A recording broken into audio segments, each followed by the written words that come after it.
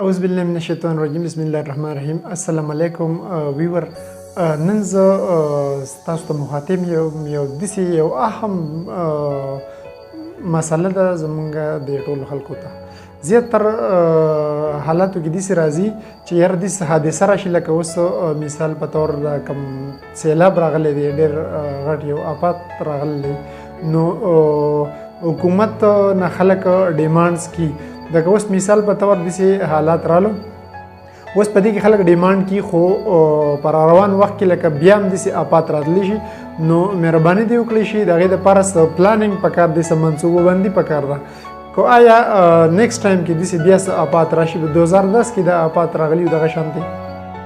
اوس دې رالو، نو که په هغې 2010 کې دې دپاره څه منصوبه بندي شوی وی، نو نن به دا 15 کسان چې دي د وروڼه دوی ورته یو ځای باندې لکه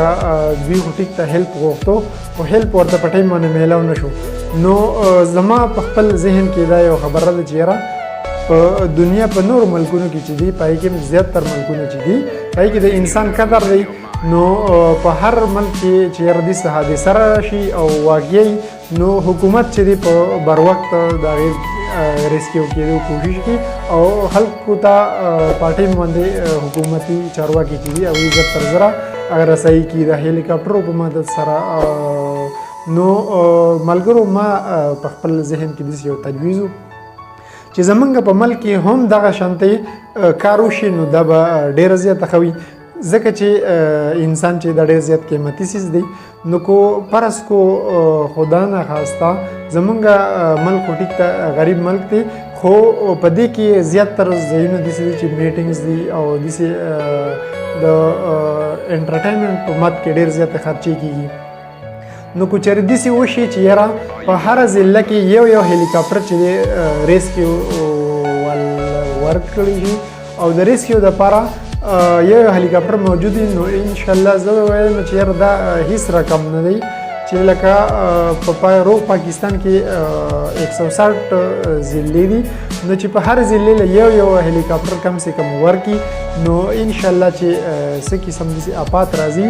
نو هغه د الله طرفه وي، لکه خو دوری چې یاره کم سے کم هغې موقع باندې خلک چې دی او انساني جان پکې بچ شي، نو دا ډېره زیاته لویه خبره ده. نو زمونږ د حکومت وخت نه دا ډیمانډ دی چې مهرباني دې وکړي شي او په دې خبره باندې لږ غور وشي چې یاره داسې آفات راځي بار بار راځي، نو د دې لپاره څه د پلانینګ ضرورت دی، ځکه چې اوس کو مثال په طور هر سړی دا وایي چې یاره دا خو ډېر زیات بد شوي دي، نو د دې خبرو اترو نه هیڅ هم نه خیږي، خو مهرباني دې وکړي شي او پریکټیکل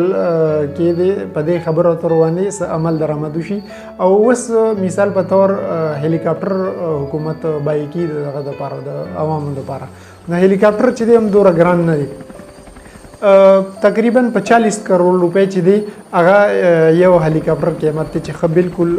سپیشل هلیکاپټر وي، نو په 40 کروڑ او په 50 کروڑ روپۍ باندې چې دی یو هلیکاپټر چې دی هغه اخیستی کېدی شي. په بار ملکونو کې داسې ښه دغه دي پکې، نو د هغوی نه بالکل تاسو هلیکاپټر چې دی اخیستی شئ. ښه په انډیا کې یا داسې نور ملکونه زیاتر دي په هغې کې ښه باقاعده چې دي هلیکاپټر هغوی استعمالي دي دپاره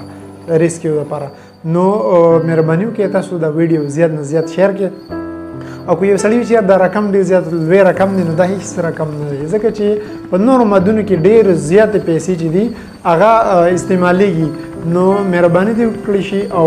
حکومت وخت ته زموږ دا درخواست دی چې په دې خبرې باندې لږ غور وکړي او په هره ضلع کې کم سے کم یو هلیکاپټر چې دی هغه پرووایډ کړي، نو دا به ډېره ښه وي. اکثر داسې حالات راشي یا نور څه دهشتګردۍ څه واقعیات دي یا نور داسې څه پرابلمز دي یا اکثر